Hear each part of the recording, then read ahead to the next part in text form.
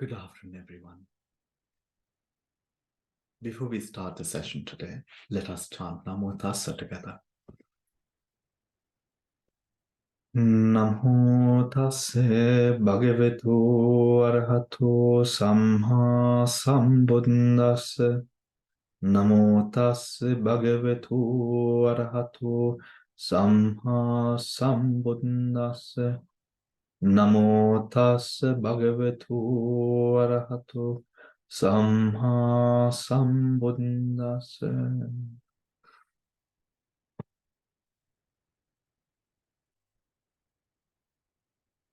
Last week, we went over the two techniques of the famed Mahasi Sayadaw's technique, an approach to Vipassana, and Venerable Pauk Sayadaw's technique of his approach to the meditation itself, because Pauk Sayadaw's technique starts with Samatha Bhavana, whilst Mahasi Sayadaw's technique starts from the practice of Vipassana itself, but Anapanasati.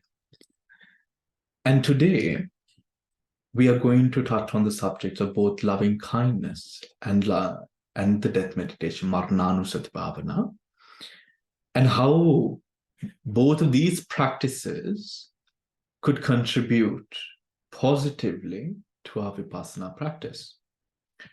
Now, today's approach is going to be more practical than anything else, because as we mentioned 2 weeks ago when we were discussing Vipassana, in the techniques of practices that we have in Theravada Buddhism, the Buddha is clear on a meditator's shifting of perspective of what death is. And in that shifting of perspective, the Buddha preaches that in Marananusati Bhavana, whilst we contemplate on the sammati, the conventional reality of death, the important shift aiding Vipassana happens when one's thought process shifts in considering the death of the moment. Upada Titi Banga. Now, Upada Titi Banga itself is the contemplation of death. Right? When we shift over or when we are approaching Vipassana. So when we would take or observe in our meditation, Upadatiti Banga, the arising, the possessing, and the passing away, the 3 moments of a consciousness, or Chittakkana, they call it in Pali. In a Chittakkana, one is able to observe Upada, Titi, and Banga. However, when we start our initial practice, it is difficult for one to observe Upadhriti Banga of the consciousness, because that is not what we do. We start with the observation of the Anapanasati, isn't it? And in the Anapanasati, the different consciousnesses might arise in taking Anapanasati or the air element as object. At times, in moments of being distracted from the object, we might take other objects.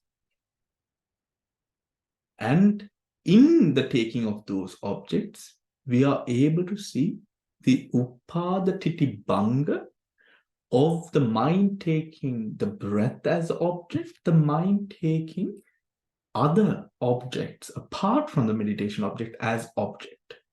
We can see Upadatiti Banga in both these objects, not only the Anapanasati. So in the second one, in the latter, we observe the Upadatiti Banga there to bring the mind back, to stop the clinging that has arisen towards another object, and with it the emotions that arise as a result of those objects that we have taken. Is that clear, everyone?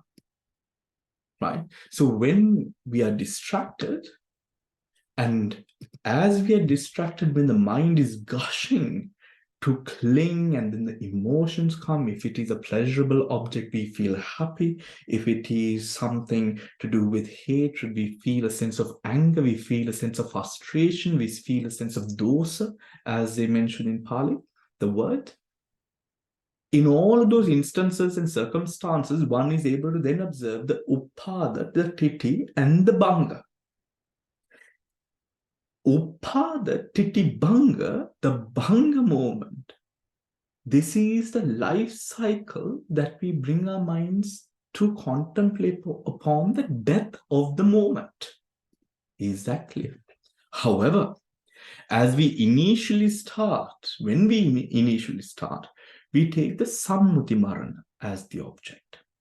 And then as we progress, when we have a certain acceptance over the inevitable, we move on to the inevitability of every moment. Do you understand?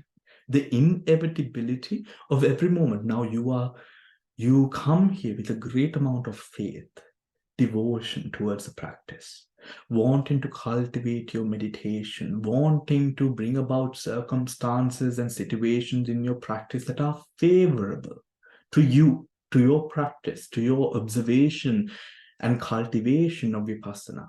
However, we have all realized that just because we do want all of those things, it does not essentially mean that we will be experiencing the same things that we exclusively want to, isn't it? So you want to meditate, but the mind doesn't allow you to meditate. The mind is so distracted, taking the different other emotions that arise moment to moment. What can we do? In that moment, contemplating that all of these things that arise, possess, and pass away. Upada titibanga, upada titibanga, upada titibanga. Is that clear, everyone? Right? Now, we are going to approach it with the practice today. So let me guide you. We have been doing a lot of talking, a lot of foundation building, a lot of understanding to do with Vipassana and what it takes to go into Vipassana. But now today, let me guide you through that process. Yes? So if we come into our meditating positions, let us observe that Upadaditipanga. Seated comfortably. Taking a deep breath in. Calming your senses. Gently closing your eyes. Adjusting your position, your posture if need be. Let us gently guide our attention to the breath. Seated comfortably. Distance yourself from the past and the future. And let us come to this very moment, here and now. Here and now. Gently. As you come to embrace the present moment for what it is. Accepting the posture, the sensations all around the body.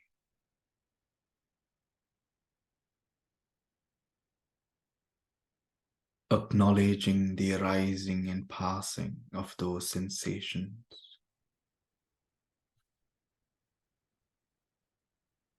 Gently, gently. With every passing moment, the mind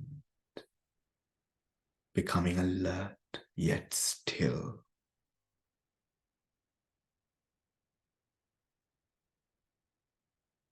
Observing the breath,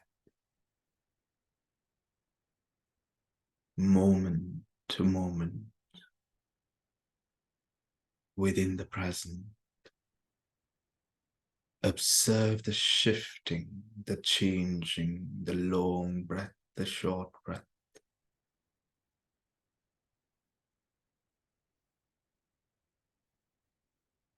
Observing and acknowledging the controlling element of the mind over the breath as well.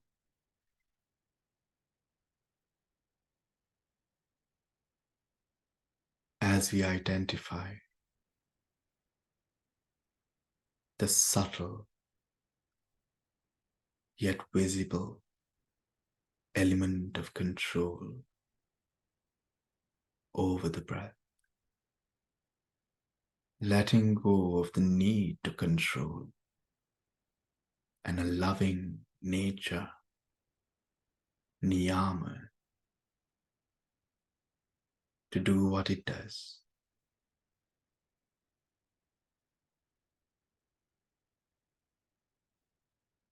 As it has done so for so many years. Let us allow the breath to do what it does. The body to carry on this involuntary action, the natural flow of the in-breath and the out. And let us be within the present, within the present.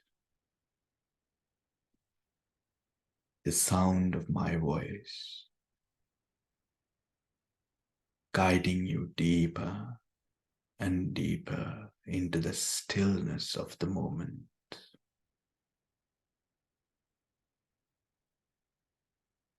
Whatever that is.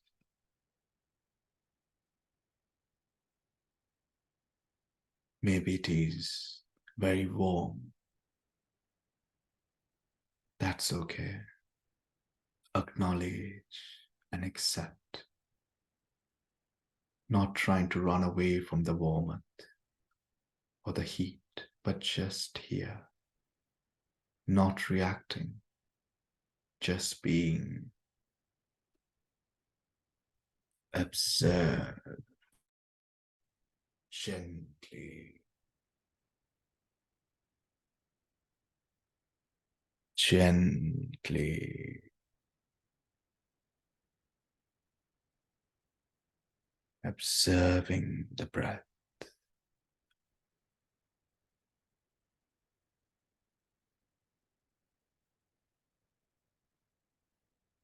And as you do,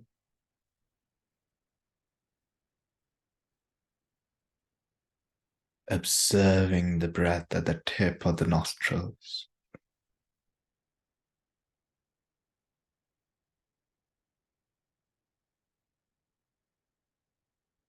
Gently, gently,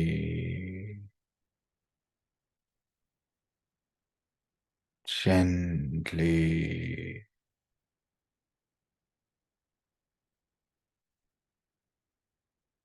Advert the mind to observe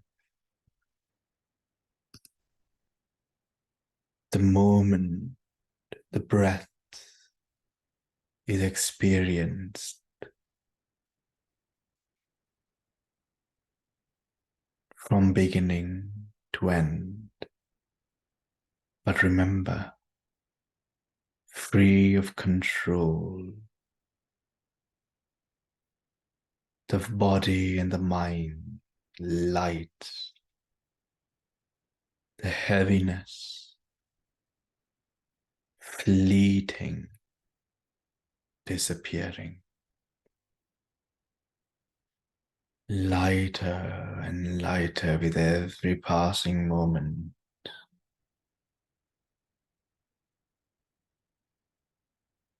Observe.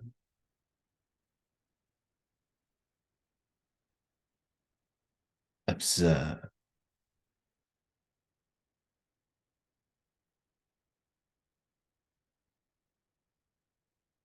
On a great mountain, There are villagers, there are farmers, there's livestock, there are miners, there are trees. So many things happen on a mountain. But the mountain does not react. The mountain just is. Whatever that arises, the breath, observe its moment of arising, possessing, and passing in a natural state of flow,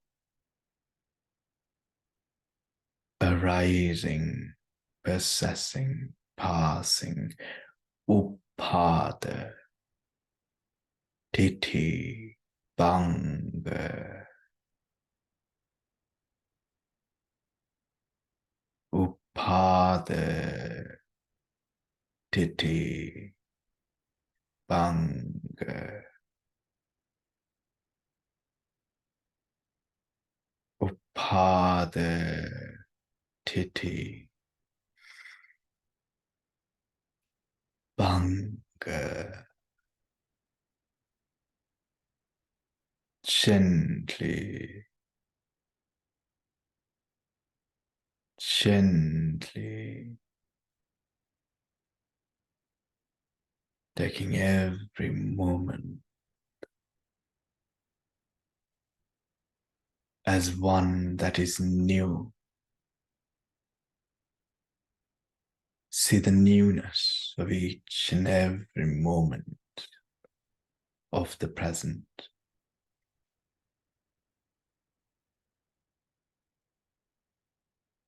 Distancing yourself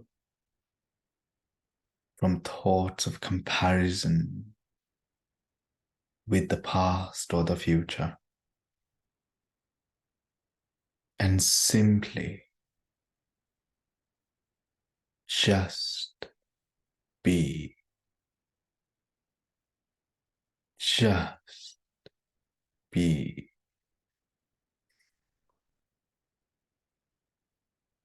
just be. Gently observe, observe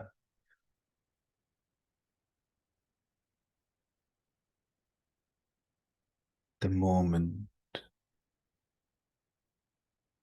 the motion of the air is felt first.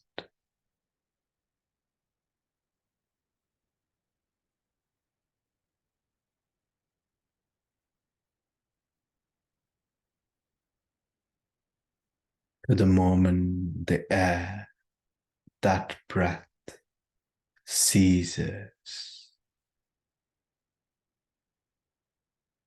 before the starting of the out breath.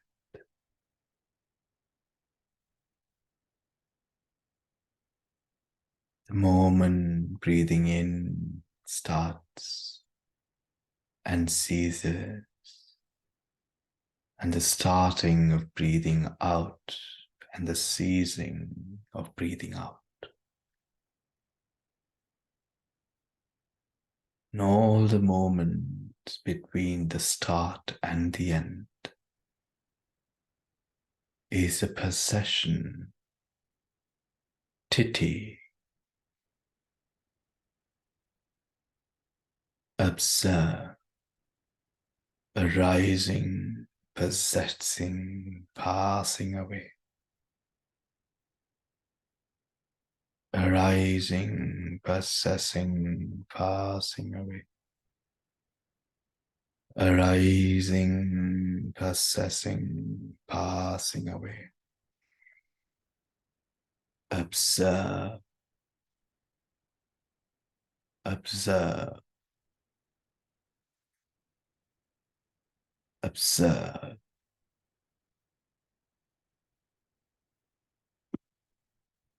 Gently,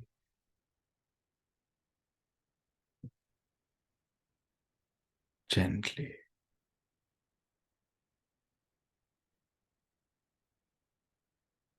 gently. Taking every moment as it comes, letting go of any thought regarding the future, even a second in the future. Be entirely within the present,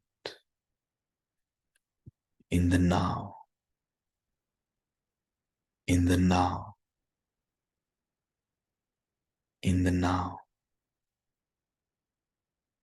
Gently, gently in the now, in the now.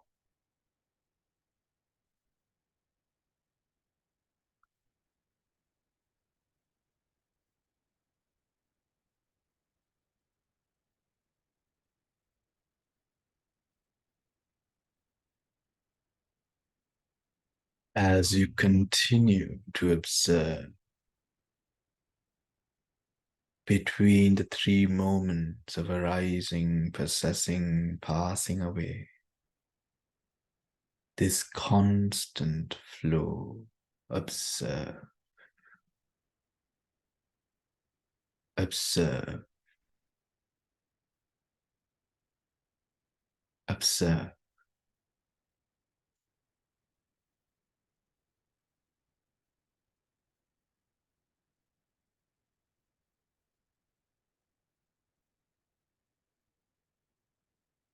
Gently,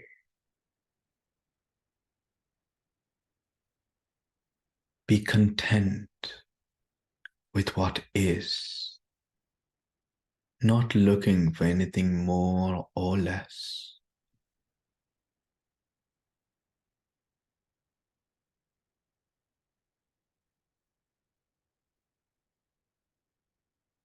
But simply being in the moment.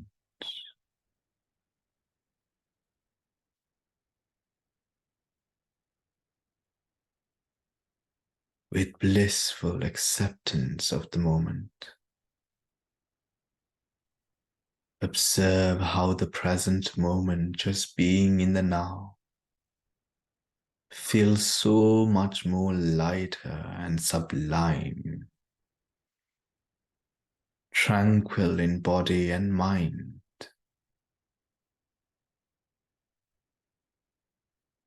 Gently, gently,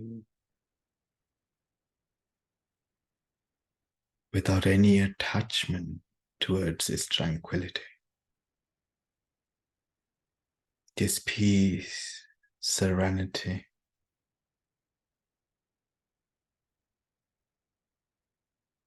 Let us have seamless continuity of the observation upon the present breath, right here, right now.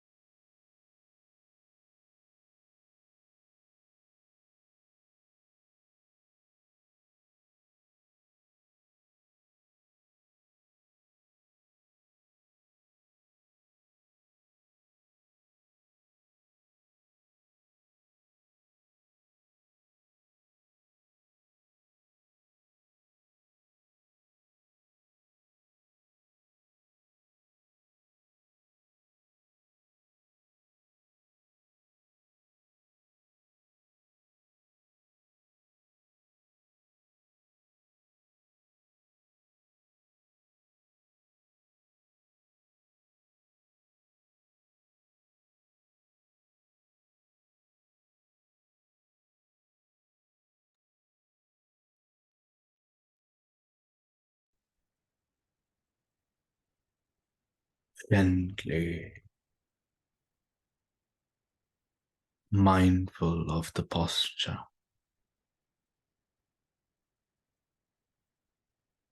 Observe.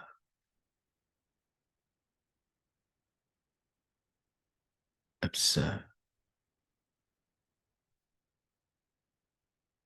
Adverting the mind to now this moment of passing, the last end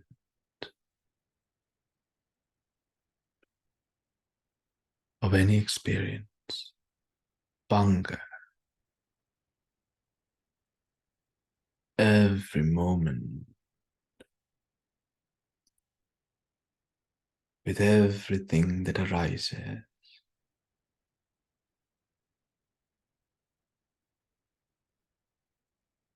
this body, the whole body,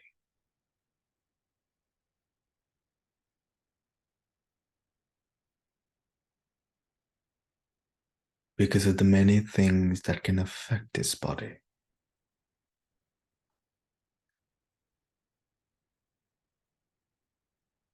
This body can come to an end.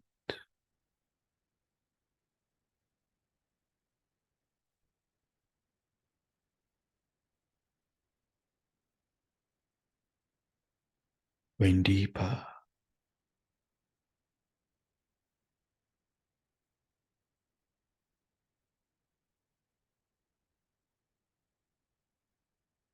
just as the body disappears, every moment of experience can come to a moment of end. Anger, hatred, disdain, sadness, frustration, irritation. These emotions arise and they pass.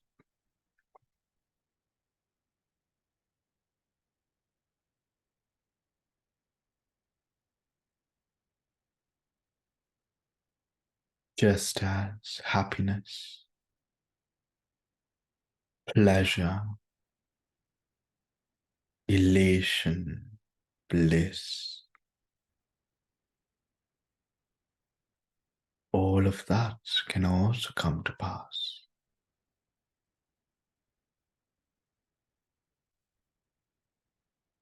Happiness can be followed by sadness, and sadness can be followed by beautiful happiness.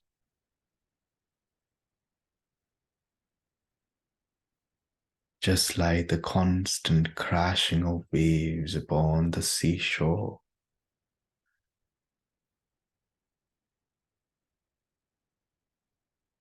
And we,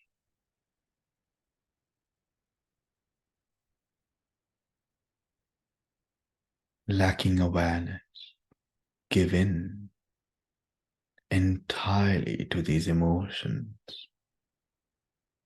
arising out of causes and conditions. Causes and conditions.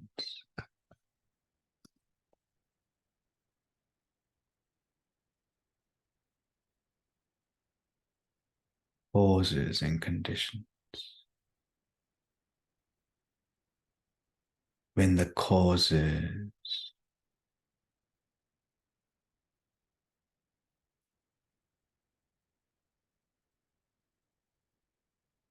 or the conditions arise, the outcome is manifested by the conditions.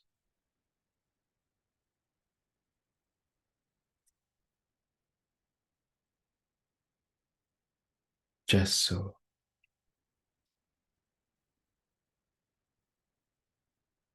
Let our minds excel beyond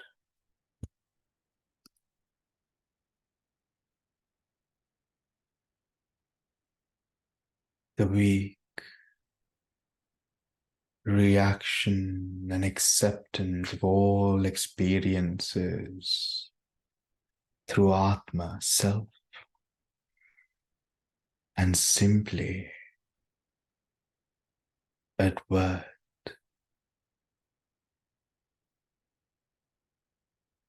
to this dissolution that occurs moment to moment, moment to moment.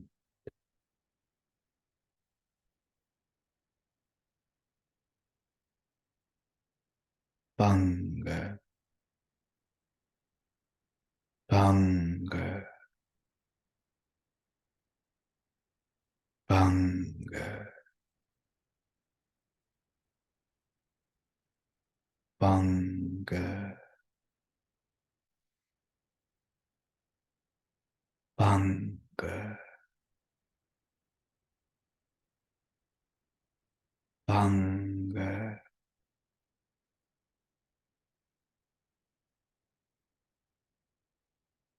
gently,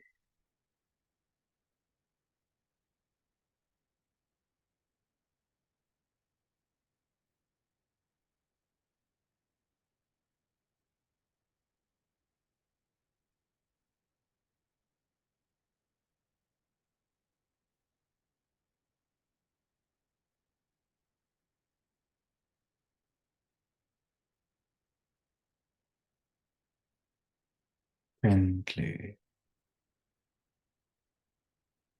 observe,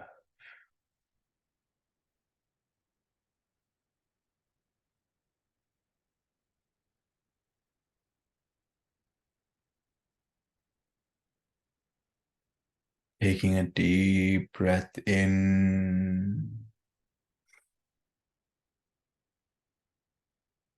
breathing out, relaxing the whole body,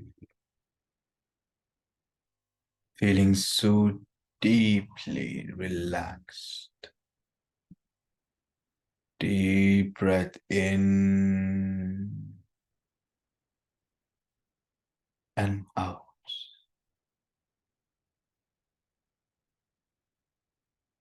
In and out. In and out. Gently, gently, with a mind relaxed and calm, having observed the moment with awareness and alertness, sati. Let us open our eyes and awaken to the present. Sadhu, sadhu, sadhu.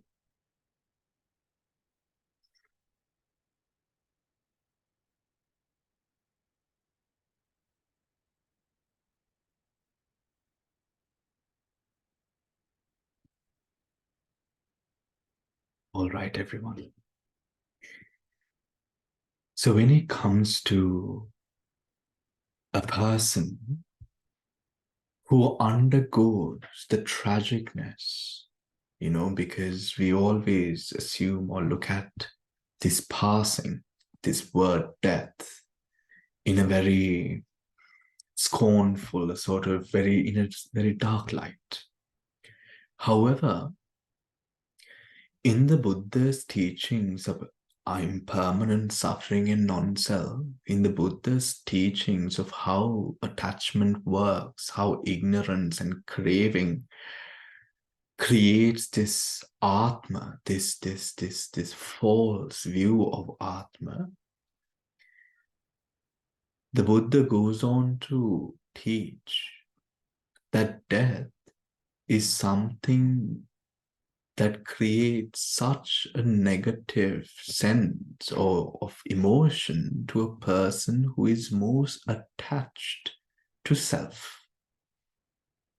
Meaning, when one has clung on so much to every component and aspect of one's life, accepting that fallacy of this is mine, this person is mine, in such a close and intimate manner.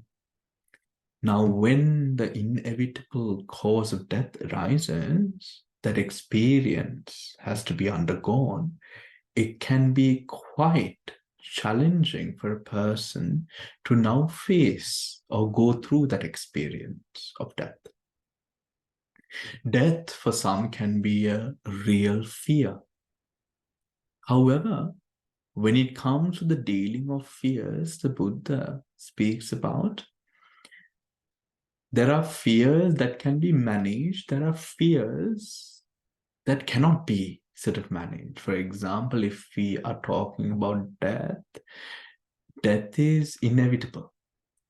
If we are talking in comparison to if we are talking about, let us say, the fear of poverty, right? The fear of becoming impoverished, then that sort of a fear can be regulated, then that can be avoided, right? Through actions, through deeds. But when it comes to things like illness, when it comes to the fear of things like, let's say, the fear of, will I develop dementia, Alzheimer's towards my later years? Will I suffer with illness? Will I have cancers? Will I have an instant death, or will I have to suffer on a deathbed? All of these fears, when it comes to jati, jara, marana, soka, parideva, dukkha, domanas, and dukkha, upayasa, and all of these things, these aspects of suffering, there are components within this whole mass of suffering that cannot be controlled by one. For example, if you have a body, you will age, right?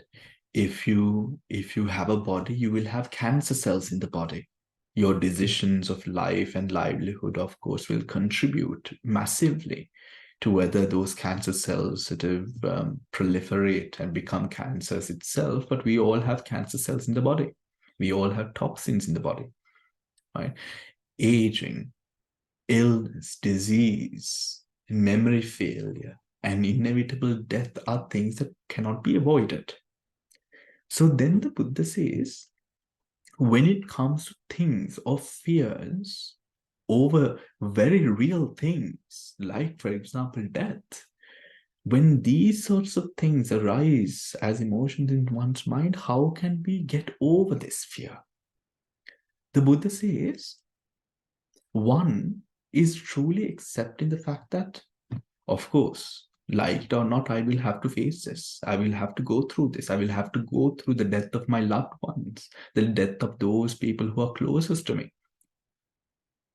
However, the second part is the most interesting part, where the Buddha talks about a raising of mind to a position where death now no longer is something that you fear, because knowing cause and condition, there is no way that death can bring something that is bad. We all like things which are good and profitable, no? We all like things that end up smelling like roses. So living a life, as the Buddha says, in a manner with insight, in a manner that brings about right conditions, the right conditions where you are now untouched by this fallacy of the decay, or rather the leaving of the body. So going beyond it, the Pali word that is used is ullupatumang, which is the raising of mind. Now, when it comes to Vipassana and meditation, and as we approach Anapana and every other subject through Upadati Banga, we realize that this Banga moment is something that we can experience in each and every physicality and mentality. And this is something that we can observe in our meditation, you and I. We can all observe this. And we realize this Banga moment that arises at each and every moment with any phenomena, we like it or we dislike it because of the component of mind. Now, who dies or person dies? What if there is no person? Then no one dies. Who loses? The person who holds loses. What is there is nothing that you're holding on to? Then there is nothing to lose. When we hold on in this manner, we realize now there's a lot of talk about, or rather, pinkang or merit making is something that is very popular in our culture when it comes to, of course, Buddhist culture. Merit making. Let us do merits for the future. However, now we realize within the human realm, anything that we cling on to with regards to the human realm is what keeps us within the human realm. It is only in letting go of what is karma vachara or what instigates the attachment to the five senses that we are able to now proceed beyond the karma vachara bhumi, beyond the hold of the mundane world.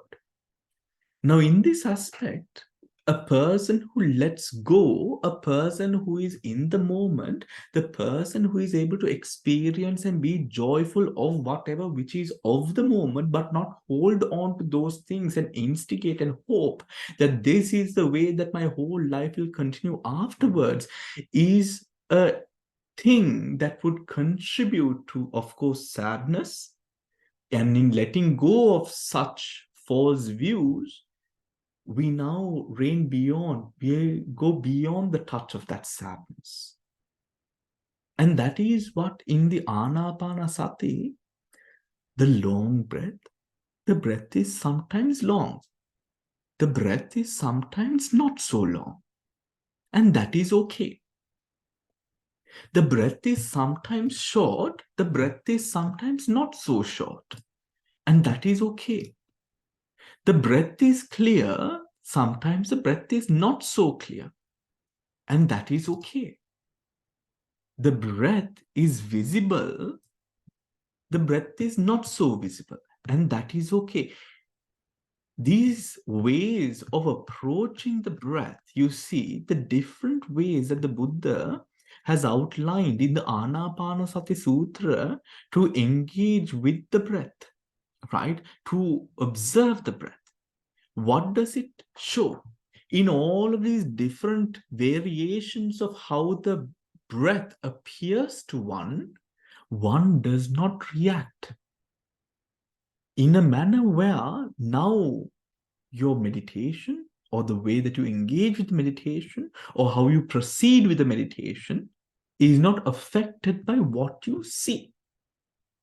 Because if we are ones to be easily affected by these things, what happens is our body is constantly affected.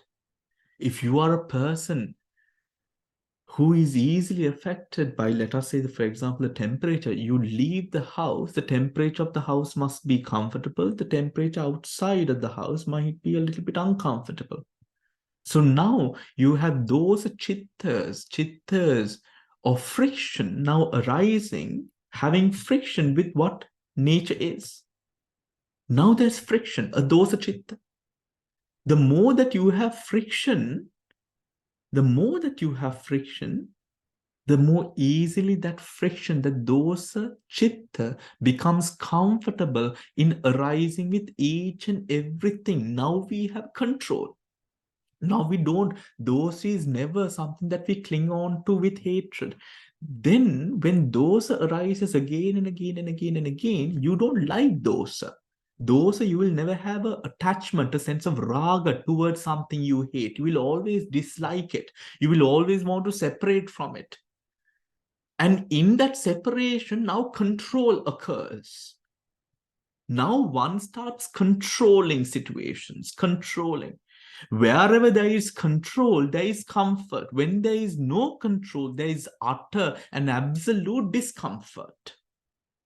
When you're in a place or position, or when you start losing control of your life in the way that you never imagined, there will be very much a lot of discomfort. Hence, in the breath, the long breath, the short breath, right? Digang rasam. In accepting that long breath and that short breath, you do not react, but simply just observe. Simply just observe.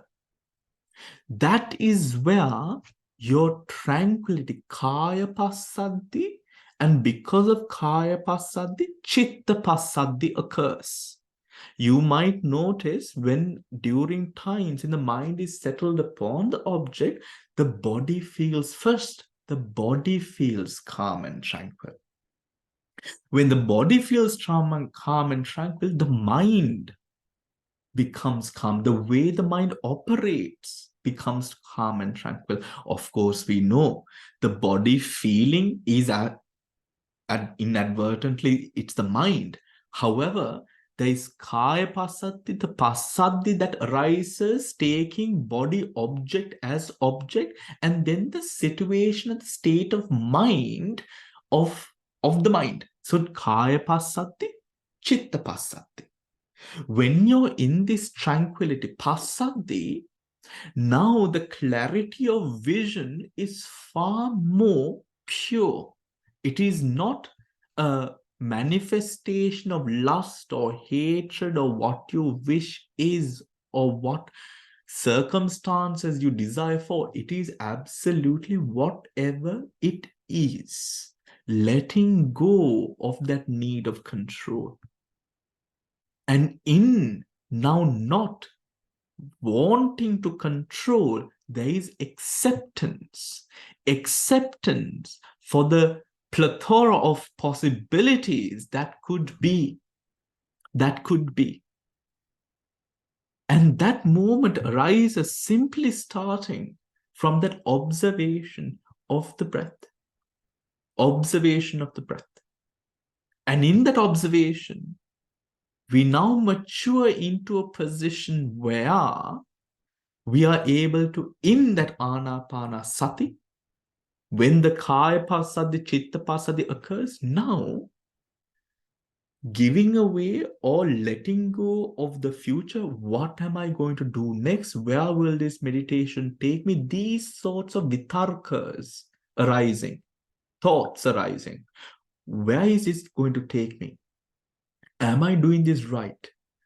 Is this what Bhante said? Is this what that Bhante said? All these questions instigate to the future. In being in the present, we bring ourselves from the future into the present, where those kinds of thoughts do not arise. Now, when those thoughts don't arise, there are no disturbances to the present, taking us away from the present. So we let go of those thoughts. How do we let go? Uppada titi banga, me ati deyak mitara naha. This is not a fixed, solid structure. It arises, possesses, passes away, arises, possesses, passes away. So we let go of that. Chitta kaya passaddhi, chitta passaddhi, as a result of that letting go of the future, comes into a higher state of tranquility. Now, objects of the past could arise. When that happens, that too we put away. My meditation was of better quality yesterday or day before. When I did that guided meditation a week ago, it was so much more better. It was better when I was at retreat meditating. Now we bring that back as well into the present moment. Now, Kaya Pasadi, Chitta Pasadi, now it increases more. Now, when you don't have the past operating within the present and the future operating within the present, now the present absolutely starts to glow. How does it start to glow? With a higher state of sati awareness and presence. When that kilesha, the anushas do not have bridges into the present moment, the mind starts glowing. The mind starts producing these rupa kalapas, these physicalities, which we see as now these lights, these bright lights. Formations, first gray in color and slowly building onto more solid colors, vibrant in nature, nothing that you've ever seen in your mundane world with your eyes, nothing that you've ever seen, as bright as the sun sometimes for some, but slowly starting with gloomy colors of gray into the more finer, more vibrant colors, the lustrous yellow, oranges, the sun colors. When this happens, now all that we have to do is ensure seamless continuity within the present. That is when seamless continuity of the present only occurs when you're not taking into account the future and not taking account of what was in the past. Present, present, present. The mind starts, or rather the mind is within this present. So there is nothing that it wants. There is nothing that it further requires. And as it goes like this, when the vitaka, the vicharas do not arise now, right? The vitakas, vicharas do not arise. If we maneuver ourselves properly, the nimittas, those lights that were once dispersed, now they become formed as a result of our one-pointedness in the moment, towards the present moment, taking one thing only as object. What is that one thing? The breath. That is why, everyone, when we teach Anapanasati meditation, we tell you to observe at the tip of the nostrils the movement of the abdomen, or the movement of the abdomen, not both, just one, the nostrils or the abdomen. Now, another difference between the PAUK and the Mahasi technique, when it comes to this observation of the breath, is in the PAUK technique, they focus upon this nostril, right? This nostril, where you use a sensation of motion and you equate that to the air element at the tip of the nostril, at the very tip of the nostril. Nothing else, not as a sensation, but simply in breath, out breath, slow breath, fast breath. We just observe whatever it is, it's the breath, knowing and seeing that breath. In the Mahasi technique, they take you not to the breath, but to the air element directly. Is that clear? They take you to the air element directly. Hence, when your belly, when your abdomen expands, breathing in, breathing out, arise and fall, ana, pana, the air element, the air element. Hence, in the last two parts of the observation of the breath, feeling the whole body of the breath, feeling the whole body of the breath, of the in-breath and the out-breath, in the Mahasi technique, you feel that more fully than in comparison when you observe this. Why? Because now you feel it a little bit different, actually, not fully, but differently, because now you feel the breath across the whole body. When you're looking at the tip of the nostrils, you feel the breath. only this kaya vinyana arises. What is this kaya vinyana? Body consciousness. The body consciousness that arises taking into object this motion that is felt and experienced at the tip of the nostrils. In the Mahasi technique, when you're observing from the belly, the abdomen, the rise and the fall, the rise and the fall, the experience of the fullness of the breath is now different. Is that clear? If you have any questions, do ask. Right? Is different there. Why is it different? Because it is directly taking the air element as object, right? And equating that air element that increases, arises as you breathe in and lowers, passes as you breathe out. The expansion of the diaphragm and the contraction of the diaphragm is equated to the breathing in and breathing out. So the experiences can be different. However, the lights arise, the lights keep on arising.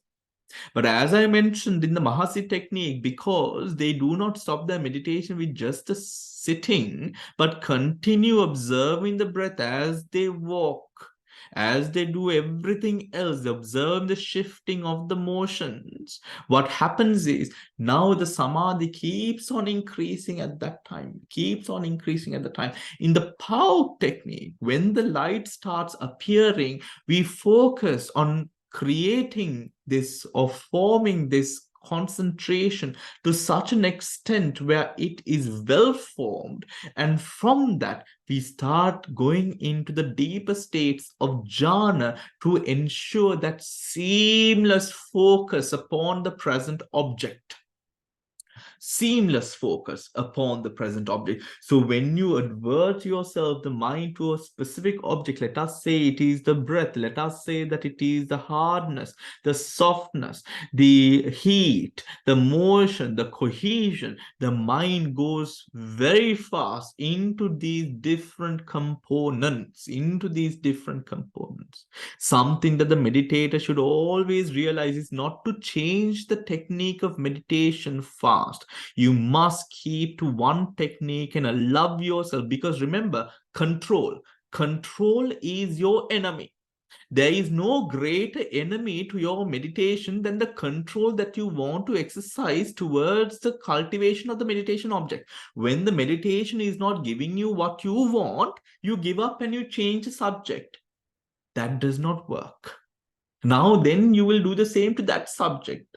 Now years and years you will continue shifting from subject to subject, advice to advice. So control never works. It is in letting go of that control, acceptance of the motions of causes and conditions, that samadhi truly starts to bloom. We must allow that nature to take place, realizing that in every moment of experience, we are simply, what are we doing? Experiencing. What is the experience? Experience is of the moment. Whatever chitta, whatever mind, its component or concomitant factor, which is of that moment, is the experience. And when we go down to that very present moment where we are not burdened, or the mind is not running from shifting from one object to another so fast, we realize that this whole person, me mama kiyana pudgalaya, this person who I identify as me, myself, and I, is entirely the mind that takes that object, whatever that object is. If I take an object and I'm not happy because of the prior conditions that I have put myself through, there is expectation, there is lobha, there is tanha. So tanha will always want to take pleasurable objects as object. It will always want to see nice sights. It will always want to smell beautiful smells. It will want to taste good tastes. It will want to feel pleasurable, tanha. So when these are not satisfied, what arises? Hatred arises. So now the person who was a tanha pudgala, or a person with greed, is now a person with hate and scorn and frustration. Towards what? Towards the fact that they are not experiencing. Yampichanna labati tampi dukkha. When you don't get what you want, that is dukkha. That is dukkha. When you have to associate people that you don't like, right? That is dukkha. When you are distant from people that you like, that is dukkha. What is this? This is all your needs, your requirements, your control, the controlling element. In your meditation, something, this can be okay. When we would tell students, okay, let go of control, if you would take this in the whole mass of things and you try to first look at your sammuti life and approach the meditation, of course, if you can do it very well, bravo. However, a good approach might be try to practice letting go, or rather letting go of control in your meditation, and automatically when you see the bliss and pleasure of letting go of that control and being with things that arise of that moment in your meditation, it will automatically flow through into your mundane life. The other way around can be quite difficult. So for those of you who have that controlling element in your life, where you like that method, when you like that method, when you like to know what's going to happen, when you like to know the outcome of everything, every moment, you like to have that plan, which I'm guessing a lot of you do, including myself, we go into meditation, and just as, for example, we give ourselves over to the teachings of the Buddha, handing ourselves into the teachings of the Buddha. Just like you would walk, you would go in front of an esteemed spiritual monk, let us say, a guru, and this guru is known to be enlightened. Let us say, imagine, people who went in front of the Buddha back in the day, they would have just given themselves over to the Buddha in a way that they were so open to that experience of that moment, that as the Buddha was talking, these people in the audience were getting enlightenment. They were experiencing enlightenment. As the Buddha was telling them, preaching, talking to them about the Dhamma, about the pleasures of letting go, about Nirvana and these elements of Nirvana, the faculties of this audience is cultivating. As the Buddha speaks, this audience is experiencing what the Buddha is talking about, ending in enlightenment during a sitting. Just imagine, at this very moment, as we sit down to our practice, letting go of everything that we want, everything that we need, everything that we are running behind in that hamster wheel, letting go of that mundane life, mundane world for that moment. And during this time of meditation, you put your hands together, your palms together, and you really confer upon yourself the fact that now it's a time to be present. We connect with the Paramatta Dhamma, the ultimate reality of things as taught by the Buddha, to experience the very present. The life that you lived before, the life that you will live after the meditation does not matter. It's fine. You will continue when you wake up out of your seat of meditation. But for this moment, you're going to practice. Just test the waters. Just 30 minutes or 1 hour, no? Just test the waters in just simply letting go. In simply letting go, absolutely letting go. Maybe it's not 30 minutes, maybe it's for 10 minutes, maybe 15 minutes. Practice letting go. Just let go of absolutely everything. Right? Now, when we say or preach these sorts of things, the first thing that often could arise to a person's mind is, how can I let go of everything?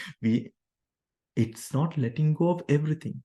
How can I let go of my child? We are not asking you to let go of your children. Let go for 5 minutes of meditation.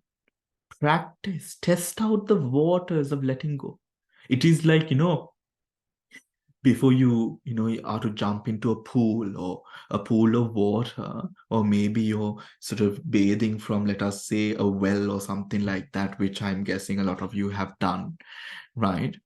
You would, let us say, a well, you're bathing from a well. You take a bucket of water from the well, you pull it out, and then you touch it and see how cold it is, isn't it? Right? You first see how cold it is. If it is, let us say, very cold, then of course you're not really feeling it, right? But if it is manageable, then you're more comfortable. Take it like that. And when you experience that, there will come a time when you see for yourself, when you have that sense of control for the moment, what arises, whatever that arises, when you have your will and your way, you will realize there is so much of tension there. But one fine moment when you let go and you experience as is, you will realize a deep sense of release in that moment. And in that moment, you will hear sounds from the background, but this experiencer is not experiencing anger or friction, just sound waves. Why? There is nothing proliferating here. Why? There is no control. You don't wish for peace. I'm meditating, so everyone in the house should be quiet. No, you're not expecting that anymore. So you hear those sounds, and it's what they are is just simply sounds. Discomfort becomes, what are they? Unpleasant objects, just that. Things, people telling you things that you really don't want to hear, maybe initially, but now it's just sounds. To that moment, to that experience, you will arrive when you let go of that sense of control. And you realize how malignant this control might be when you're trying to observe the breath, but simply the breath, you start controlling it, controlling it, controlling it. So this moment to moment, when you know that from one moment to the other, if you were a hateful person, the next moment you can be the most compassionate person. How is that possible? Because there is something called a kanika marana, a momentary death. And with that death, what happens? The death of the consciousness that was.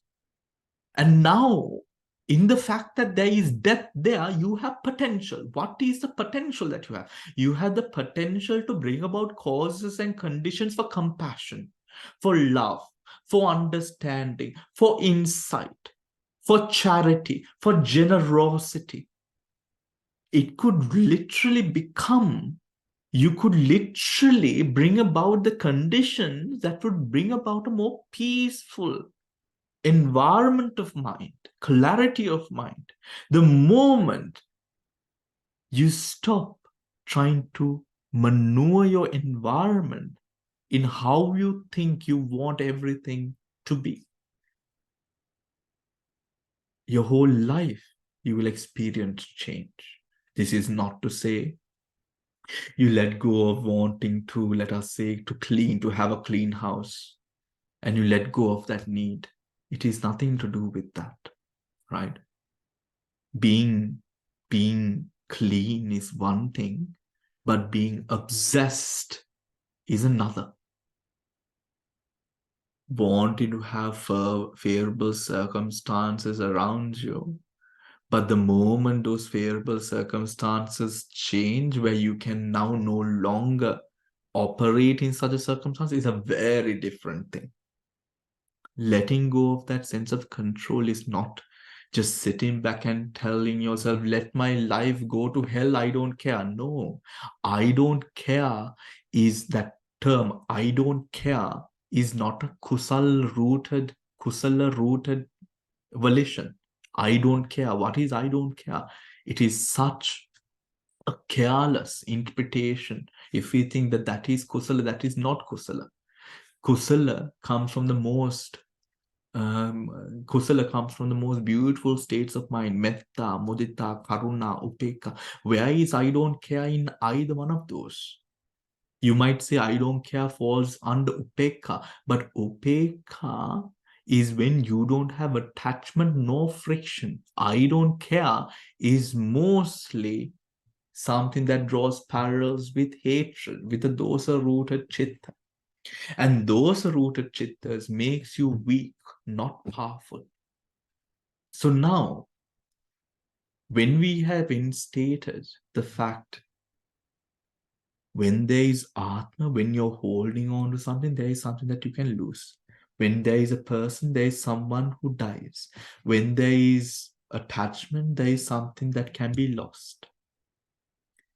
In now equating or bringing the mind into a position where we acknowledge that this experience from life to life can be different, it changes. Causes and conditions unfolding right before your eyes, in your environment, within the body, in the mind, all of these things, causes and conditions, causes and conditions, causes and conditions. You realize that when it comes to moments of loss, really, you have not lost anything, but you have only lost one thing. You have lost an object of greed. You have lost an object of distraction. You have lost an object, let us say, of anger. When you speak of forgiveness, when you truly forgive, that one thing, that object that once causes so much frustration and sadness, now should not be having that power over you. So to forgive is to enlighten yourself of those burdens, of those causes of sadness, those causes of contempt and hatred that could arise in your mind towards a certain thing. To forgive is to truly relieve yourself of those hard burdens that disappoints, that creates an unfavorable and an unwholesome state of mind. When the Atma Sanya reduces, we begin to experience a state where one can finally be able to face the inevitable with a deep sense of confidence. Of course, it is very difficult. Now, if a mundane person who does not practice says that they are not scared of death, then that the Buddha says to that it is only at the stage of anagami when the dosa has really taken a true kick, right? That is when a person can face death without fear. Otherwise, when it comes to mundane individuals, fear can very often arise with death. Of course, not to say that this happens all the time. But in most times, fear can arise with death. That is why it is very important, everyone, to live a life of balance, a sense of fullness, where we have helped people, where we have been kind, where we have kept to the precepts, where we have not spoken ill of people and destroyed people's reputations and all of that. Because karma, what will happen to me after this, the unknown, is something that causes that fear. But if you know, I have lived, everything that the Metta Sutra has spoken, Ujucha, Sujucha, Suacho, Mutu Anatimani, all of these gunanga that is spoken of in the Metta Sutra is the direct guide for how a person could live their life in a manner where samadhi would arise almost instantaneously. Why? Because there are no factors bridging the most defilement-filled anusayas into the present moment. The Metta Sutra, although we have chanted, we know it by heart, it is such a common sutra that we often hear. But the Metta Sutra is absolute gold. The Metta Sutra directly tells you the lifestyle of one in order to sort of adhere to in a way where now the person has nothing to fear. That is why a person who abides by those qualities of metta, who practices true loving kindness, which is not simply just wishing in one's meditation, and nidukvetva nirogivetva, yes, that's meditative. However, loving kindness needs to be embodied. They say when one lives according to the Metta Sutra, that person never goes to hell. to the hellish realms, never goes lower than the place that you are already at. Why? Because there is no reason to, there is no friction, there is no animosity, there is no frustration, there is acceptance, there is acknowledgement of weakness in the world, there is acknowledgement that we are all human, that we do mistakes. That Metta Sutra is something that all of you, that will help all of us actually to cultivate a deeper roundness, a wholeness, a fullness of our practice, And that is something that is very important. So when there is no Atma, or the Atma is something that we clearly know to a certain extent out of faith, Shraddha, we know the Buddha has said there's Anatma. If there is Anatma, when it comes to those trying times, do not give up the wish or the view, the Samma Ditti of Anatma. Hold on to it. If there is Anatma, why am I getting mad? If there is Anatma, what is it that I don't like? What is disturbing me if there is Anatma? Continue your meditation on that end. If there is expectation over the breath, why am I expecting something of the breath? Atma. The false view of Atma within the present. Let go. How do you let go? You can find out for yourself. How do I let go in a manner that now brings about that sense of stability within the present towards the meditational object?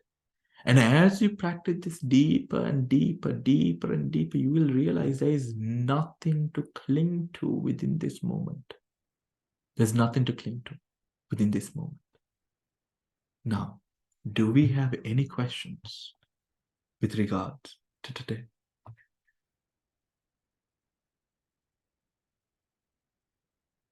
Anyone? Yes, Lettuce.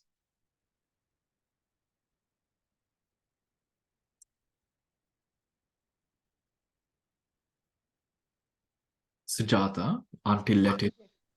Yes, Sujata. Yes, Bante. Lots of things to take in.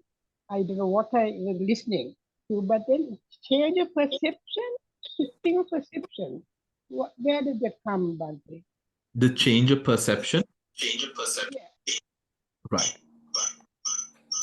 The change of perception, the change of perception comes to the position.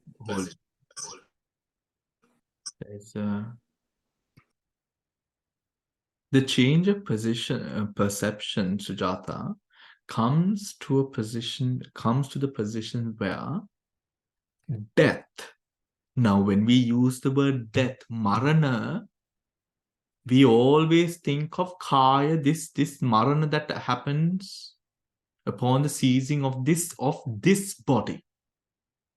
Right? That is marana in a certain way, sammuti marana. However, there is a kanika marana. For a Vipassana meditator, knowing that rebirth occurs again from body to body, life to life, life to life, life to life, we come to accept the kanika marana of the moment. The fact that if we are having hate in our hearts at this moment, Sujata,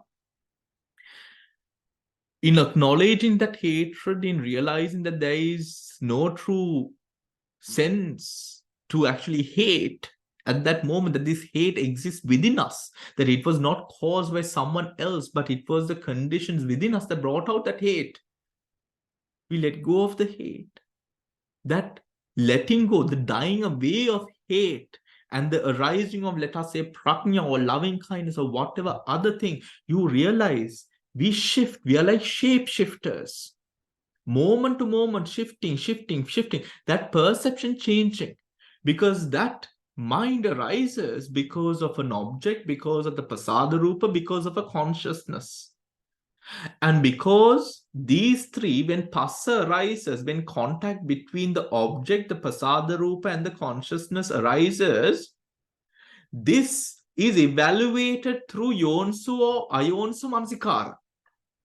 Right? Yonsu or ayonsu mansikara. Now, Yonsu or Ayonsu Mansikara is beholden to Panya training. beholden.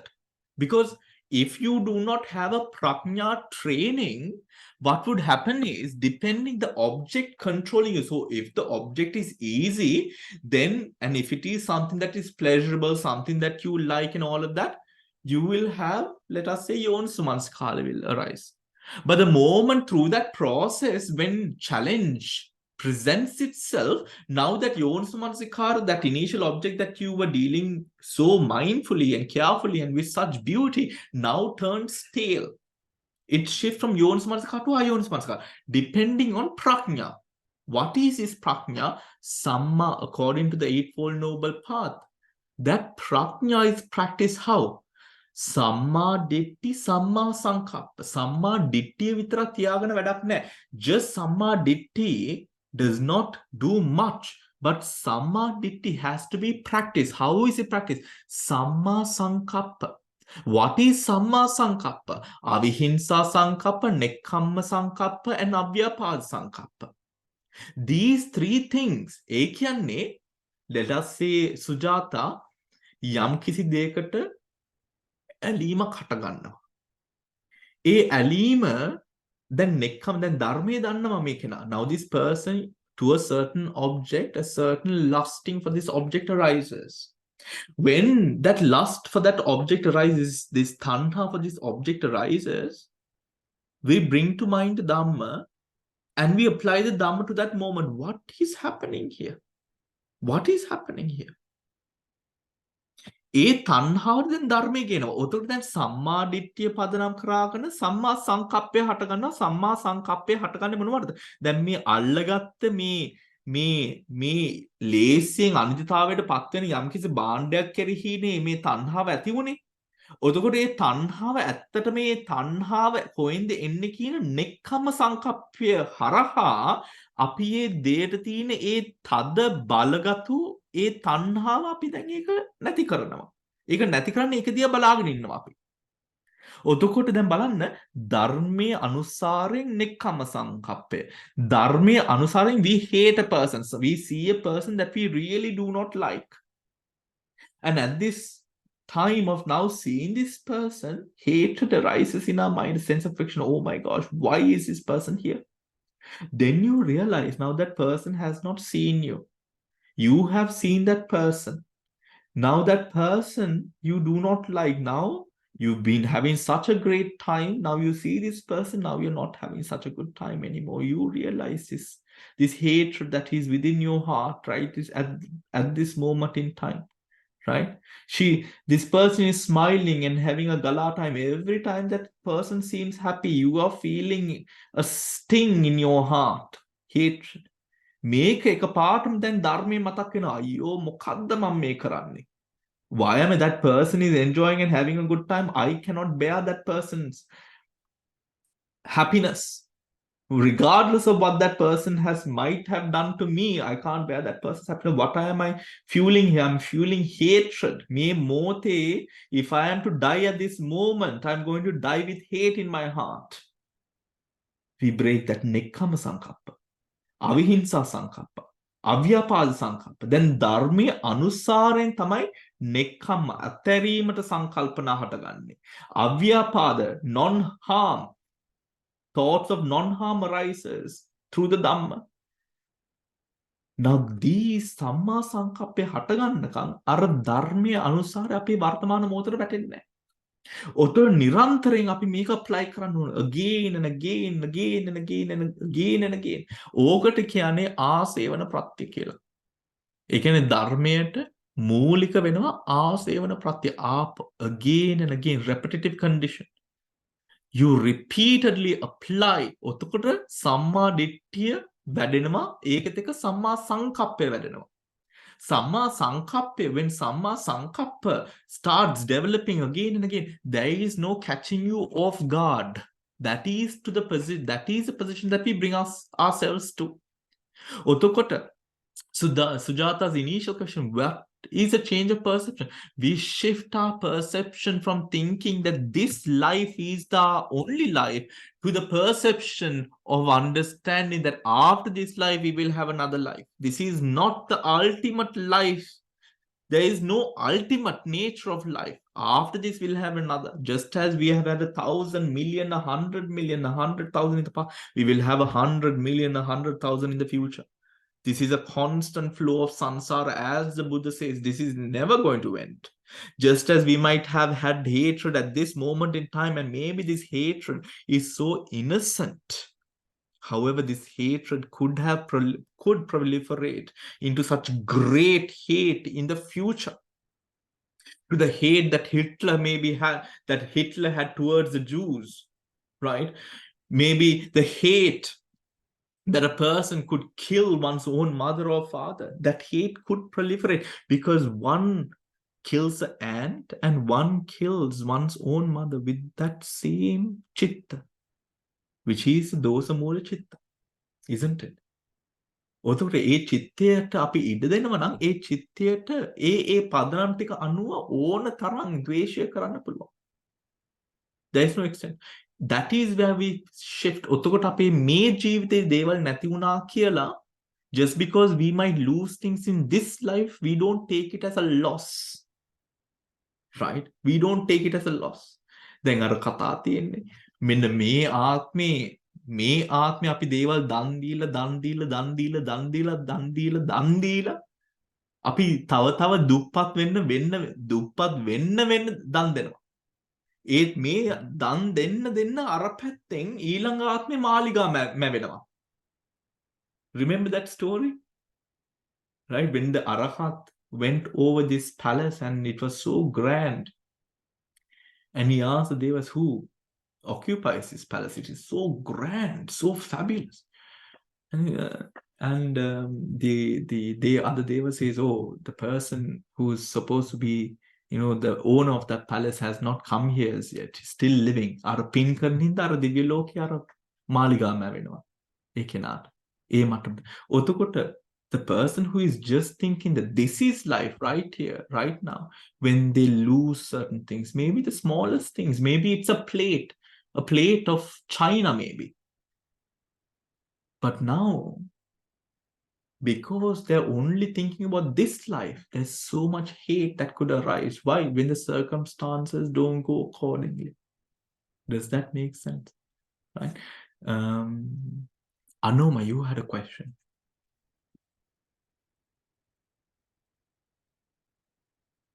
Anoma? Anyone else? Sorry, Bante. Okay, yes. No, I didn't have a question. Okay, thank you. Sorry. Anoma. There's another Anoma. Anoma Senarat. Okay. Senaratna. Thank you, Anoma. Anyone else who has a question? Lettuce, yes. Bante, the way that you were saying the Upadati Banga, when I practice, I do it in two different ways. Yes. At the start, I observe the start at the nostril, and then the stream of air going through and ending at the nostril, like the out breath. Then the in breath happens the same way. As the breath gets subtler, I see the breath, incoming breath peaking up and then coming down, and then the out breath doing the same thing. And I seem to prefer this way, the second way. Is there any difference in that? Yes, there is a difference. Actually, it's the difference in the sense it's two levels. Lettuce. Right? It's two levels. So when you are able to clearly differentiate between Upada, Titi, and Banga, right? Initially, it is a starting point and the positioning and the ending point. And then you realize the peaking, right? The peaking is a start, and then it's reducing, and then the dissolution of that. The peaking and then the dissolution. Peaking, dissolution.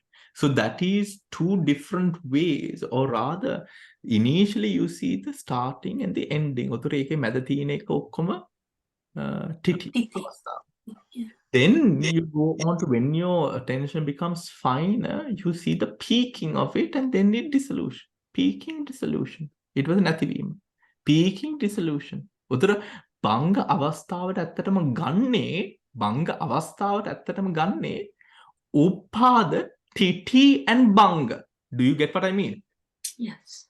titi banga ඒ කියන්නේ titi පටන් ගන්න තැන ඉඳන් බංග අවසන් වෙන්න තැනට ඒ තැන තමයි අපි ගන්න බංගයට. Does that make sense? Yes. Yes. Yeah. So that is fine, that is. But seamless. හරි? Seamless. ඒ කියන්නේ එතනම මනස පවත්වන්න. වෙන තැනකට යන්නේ නැතුව. Seamless. Okay? Especially when it's subtler, it's like a fan, one way. The Yeah. in-breath goes one way, the out-breath goes the other, like that. So Mm. it happens. Absolutely. Wonderful, that is wonderful. Right. Do you have another question? No, thank you. Bill, you have a question? Yes, Bante.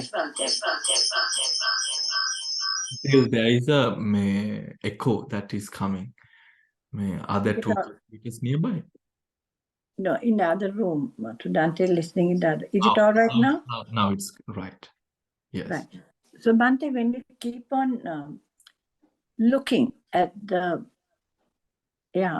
breath at the tip of the nose, and you see like the nostril flaring up and the nostril then contracting.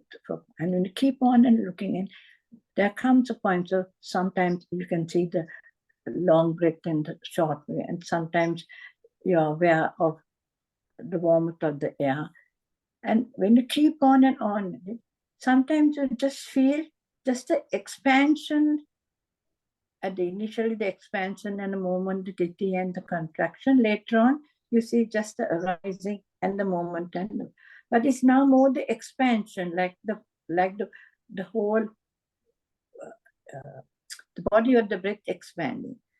Do you then have to go back again to the tip of the nose, or is it all right just seeing that expansion, like in the Mahasi method where you haven't changed the method, you have stuck to the same method, but now you are experiencing more the arising and the banga of the expansion and the contraction of that air. Do you again have to just focus back again only on the tip, or can you let this now be all right with that sensation? Yes. So within that, at that moment, when we come to now observe the body of the breath, right? Yes. The body of the breath. Yes. That body of the breath from the moment now, if it is, let us say, the in-breath. Yes. Right? Now, Anapanasati Sutra. Yes. We have he mindfully breathes in, mindfully breathes out, which is the first one. Breathing in long, he understands I'm breathing in long. Breathing out long, he understands he's breathing out long, right? Breathing in short, he understands I'm breathing in short. Breathing out short, he understands I'm breathing out short. Then it is breathing in, experience the whole body, right? Meaning experiencing the whole body of the breath whilst breathing in, experience the whole body of breath in breathing out. Now what we realize, these steps, they go the breathing in, the breathing out. Clear differentiation between the breathing in and breathing out. Breathing in is one segment, breathing out is one segment. That differentiation should be there. When one defines, or with clarity, one sees in-breath, this is the in-breath, this is the out-breath, this is the long breath, this is the short breath, this is the whole body of the breath, breathing in, this is the whole body of the breath, breathing out short. And with every breath, then what comes? Tranquilizing, passaddhi. Kaya passaddhi arising as he breathes in, kaya passaddhi arising as he breathes out. Bodily tranquility. That arises in, now the whole body of the breath is knowing upada titi banga of the breath is the whole breath. So you can continue like that there. Right. You don't have to again come into the first, right? So we continue in that way, but the important thing is discernment between the in-breath and the out-breath, where there are no blurred lines between the two. Yes. So what you're saying is at the beginning you could see the in-breath, the gap, and the other one, but now you sort of see the in-breath going and so subtle, and then the out-breath And then the out-breath. Yes. Then at this point, when you remain like that, you get a sense of peace, of calmness, of feeling which you didn't have before. But there is a sense of that calmness. So that is what you keep on that comes to the position of non-control. Right. So that is what you say. Then now it is the organic breath, right? The odd involuntary breath, and you remain in this position like this. And if by chance you get disturbed by a thought or by something else that the sense doors have latched onto, if you just see it, you can just say seeing something and just let it go. But if that has caused any kind of a proliferation or some dislike, or you want some, then you go back again to the nostril and start again. It's at the point that yes, okay. We'll stop there for now, Dil, right? Yeah. Now this other part, right? Now, when it comes to the tranquilizing of the breath, there are 4 techniques or 4 aversions that have to be taken into account, which tranquilizes the breath, right? Abhoga, Samannahara, Mansikara, Pachavekkana, right? Abhoga is concern, right? Samannahara is reaction, right? Manasikara is attention, and Pachavekkana is reviewing, right? Now, what is that, right? So when these 4 parts, concern, reaction, attention, reviewing, as we continue our meditation, as we observe the breath, the observation of the breath can be hindered, let us say, by control, right? By different distractions, by lust, by hate. These emotions that arise can take away the attention upon the breath to something else. And we then being aware of this, every time that we realize that this is happening, we bring it back to the breath again and again, again and again and again, right? So the first thing is abhoga, right? Abhoga.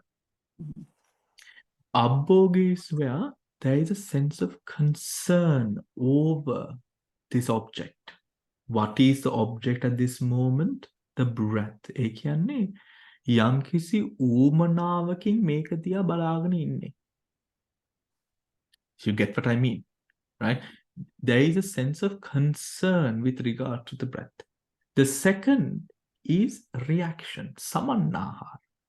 Samannahara is when there is a certain influx of something, let us say, what is the reaction that arises, sometimes naturally, arises towards that object, right? Now, let us say a hateful thought arises, or let us say a discomfort of the body arises. What is the natural way that I react to it? Almost instant way that I react to it. Is it with friction, right? Do I react in that manner? ඒක තමයි samannahara කියන්නේ. That means as it arises, what is the reaction to this thing that arises? There's concern, ඌමනාවෙන් බලාගෙන ඉන්නවා. ඒ බලාගෙන ඉන්න දෙයට මම කොහොමද දැන් මේ අවස්ථාවේ react වෙන්නේ? samannahara, right?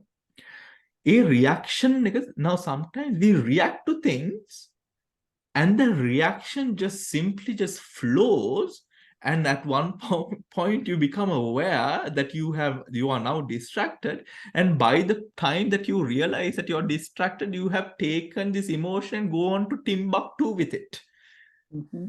Right? Then that is attention.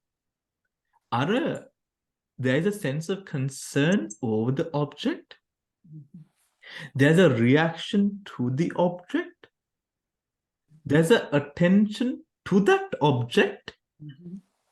And with that attention, we keep on doing this and we review. Now, after my mind drifted, it took me a long time to realize that my mind has drifted. ඒක අපි review කරනවා. That is පච්චවෙක්කන. We review the fact that my mind was so distant from the present that I didn't even realize that I was just floating, so distracted. Now we bring in mind, review, this is something to avoid. Hatred arose. I gave in to the hatred. Why did I do that? Such a thing. I was expecting my whole house to be quiet while I was meditating and they made noise and that caused a frustration. Why was I? Do you get what I mean? We review these aspects and parts that takes that element of tranquility away, or rather, let us revert that into a better way. We create conditions within the mind that supports the arising of the anusayas. Hence, in the reviewing process, we review the conditions that we have set, the time bombs, or rather the landmines. It is because the landmines have already been set that when we go, we might explode there. So, because the conditions are, I expect my house to be silent while I'm meditating, but what if you don't expect that of your fellow family members? And hence, in not expecting that, you're not expecting all of them there, you are expecting that there might be sounds, there might be quiet, there might be anything. Open mind. Hence, you take away. That is what you do through the reviewing process. Anapanasati. So even in, let us say, the control element, there is concern over the object. And as you are concerned with the object in the mind, now where is the long breath? Where is the short breath? What is his breath? What is his breath? What is his breath? That was a reaction to the object, you see. Samannahara. Right? Now you have to put in attention to that. Right? And with the attention, the third, fourth part is that reviewing process. No, why am I controlling so much? Let go. Let me observe the organic breath. There is nothing to go running and looking for. It is what it is of this moment. Do you understand? Abhoga samannahara mansikara pacchavekkana. Right? And pacchavekkana. Right? So Pauk Sayadaw's word is always knowing and seeing. Right? We are not looking for anything. What is we know, what is we see. That I love that usage of Pauk Sayadaw. Knowing and seeing, so easy to understand. Knowing and seeing. Is that clear, dear? Yeah, excellent, Bhante. And this manasikara is always yoniso manasikara. That you look at the right attention and you see. So you see that your mind had gone for a long time, or your expectation of there being silence, and there was suddenly a big bang or whatever it is. So that this manasikara, the attention is, you are now putting right attention, isn't it? Because you are setting it, you're looking at it with the right view, right attention. Yeah, that yeah. You have shifted, right. Yeah, now, yes. Yes, dear, that is what it is. It's always right attention. Yes. But Yes. before we close the session for today, the same abhoga, samannahara, mansikara, and pacchavekkana, I want to explain, go deeper. Abhoga, concern, is vitakka. Reaction, samannahara, is vichara.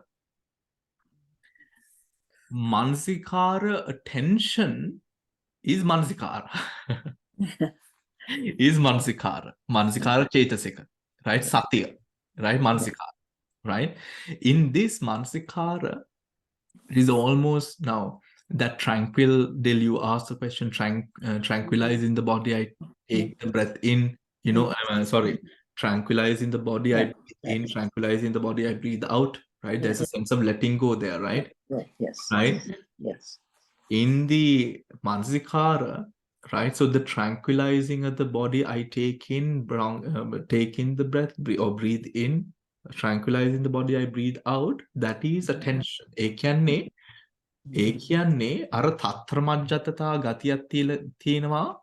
තත්ත්‍රමජ්ජතතා, there is a chaisika called තත්ත්‍රමජ්ජතතා, where depending on your volition, the chaitasikas will amend itself, its structure, to suit the way that you want to. So what that means is, when you breathe in, tranquilizing the body and mind, right? You breathe out, tranquilizing the body and mind. What does that mean? In Mansikara, you take as object Passati, breathing in, tranquilizing the body, breathe out, tranquilizing the body. Now, the consciousnesses that will arise afterwards, it will equate Tattramajjatataven eka amend venama.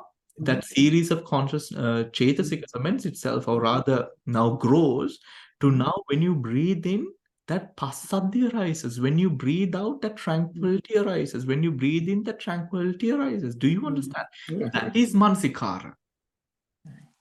Right? That is Mansikara. ඒ කියන්නේ with every, ඔය අපි සමහරට මෙත්ත භාවනාවේ අපි කියනවා, with every step that I take, may all beings who tread on this earth be well and happy.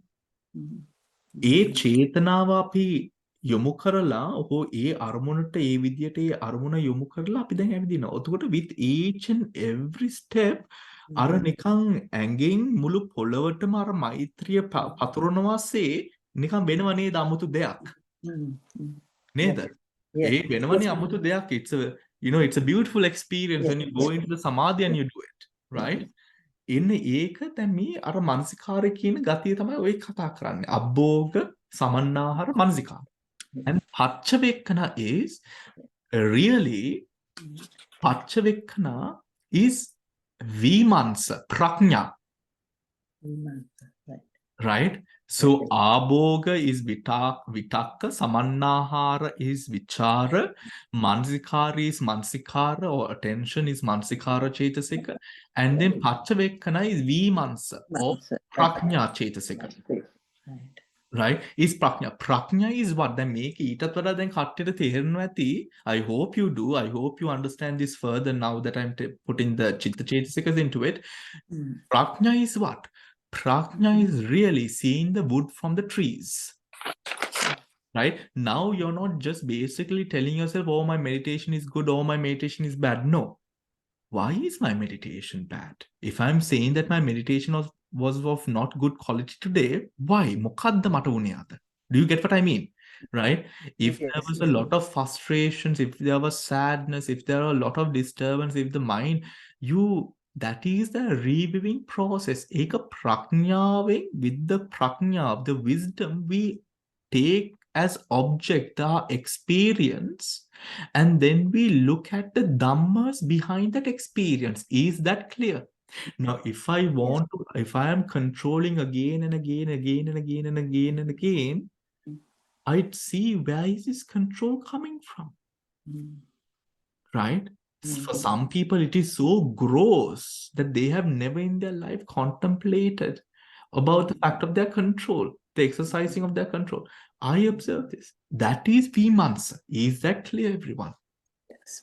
Right? Vitakka, Vichara, Mansikara, Vimansa, Prajna Chesasika.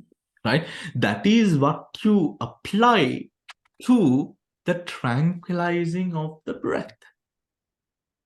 Right? For that Chitta Passadi and Kaya Passadi to arise. Hari neda dear?